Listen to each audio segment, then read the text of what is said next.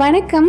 இன்றைக்கி நம்ம சாய் விருந்து சேனலில் சுவையான அதே கிராமத்து மணத்துடன் கூடிய பூண்டு மிளகாய் பொடி, இது தண்ணி ஊற்றாமல் கெட்டியாக அரைச்சி நம்ம ரொம்ப நாள் வச்சுக்கிறதுனால இதை நாங்கள் பொடின்னு சொல்லுவோம். நீங்கள் துவையல்னு எடுத்துக்கிட்டாலும் சரி, இது மாதமானாலும் கெடாமல் அதே வாசனையோடு எப்படி செய்கிறதுன்னு தான் இன்றைக்கி பார்க்க போகிறோம்.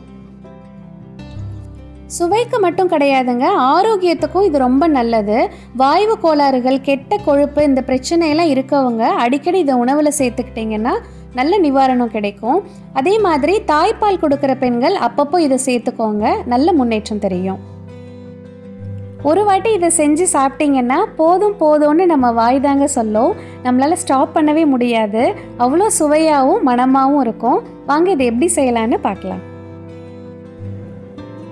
பேன் நல்ல சூடானதும் ஒரு சின்ன குழிக்கரண்டியில் நல்லெண்ணெய் எடுத்துக்கோங்க. நல்லெண்ணெயில் செய்யுங்க, அப்போ தான் பூண்டு பொடி நல்ல மணமாக இருக்கும். இதில் நான் ஒரு சின்ன கட்டி 2 கட்டிகள் பெருங்காயம் எடுத்திருக்கேன். நீங்கள் கட்டி பெருங்காயம் யூஸ் பண்ணுங்கள், அப்போ தான் நல்ல மணமாக இருக்கும். பெருங்காயத்தை நல்லா பொரிச்சிடுங்க, பொரிக்காமல் மிக்சியில் அடித்தோன்னா சரியாக அரைப்படாது. நல்லா இந்த அளவுக்கு பொரிச்சு எடுத்துக்கோங்க. இது தனியாக வச்சிடலாம். அப்புறம் நான் 15லேருந்து 20 காய்ந்த மிளகாய்களை உடச்சி எடுத்திருக்கேன்.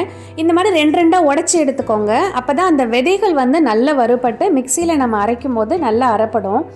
இந்த விதைகள்லாம் அரைப்படாமல் நம்ம சாப்பிட்றது அவ்வளோ நல்லது கிடையாதுங்க. இந்த அப்பண்டிக்ஸ் பிரச்சனைக்கெல்லாம் இதை ரொம்ப மெயினாக சொல்லுவாங்க. இந்த விதைகள், அதே மாதிரி கொய்யாப்பழத்தில் இருக்க விதைகள், இதெல்லாம் நம்ம சரியாக மென்று சாப்பிட்லைன்னா அது குடல் வாழ்வுகளில் போய் தங்கி சில பிரச்சனைகளை உண்டு பண்ணும். அதனால் நல்லா வறுத்துட்டு செய்கிறது நல்லது. மிதமான தீயில வச்சு செய்யுங்க. மிளகாய் கருகிடுச்சுன்னா துவையிலேயே கெடுத்துடும். இது நல்லா வறுபட்டுருச்சு, நம்ம தனியாக எடுத்துக்கலாம். இந்த மிளகாய் கொஞ்சம் காரம் கம்மியாக தான் இருக்கும், அதனால் நான் 15லேருந்து 20 மிளகாய் எடுத்திருக்கேன். உங்கள் சைடு மிளகாய் ரொம்ப காரமாக இருந்ததுன்னா கொஞ்சம் கம்மியாக எடுத்துக்கோங்க. இதை மிக்சி ஜாரில் மாற்றிக்கலாம். வறுத்து வச்ச மிளகாய் அப்புறம் பெருங்காயம் இது 2யும் மிக்சியில் போட்டுடலாம். இதில் 1 ஸ்பூன் உப்பு சேர்த்துக்கலாம். நீங்கள் கரிப்புக்கு தகுந்த மாதிரி சேர்த்துக்கோங்க. நான் கல்லுப்பு எடுத்திருக்கேன். முடிஞ்ச வரைக்கும் கல்லுப்பில் செய்யுங்க, சுவை இன்னும் நல்லாயிருக்கும். அப்புறம் ஒரு சின்ன நெல்லிக்காயை விட கொஞ்சம் அதிகமாக புளி எடுத்துக்கோங்க. புளியை ஊற வச்சு சேர்த்துறாதீங்க, அது துவையல் ரொம்ப நாளைக்கு வச்சுக்க முடியாது.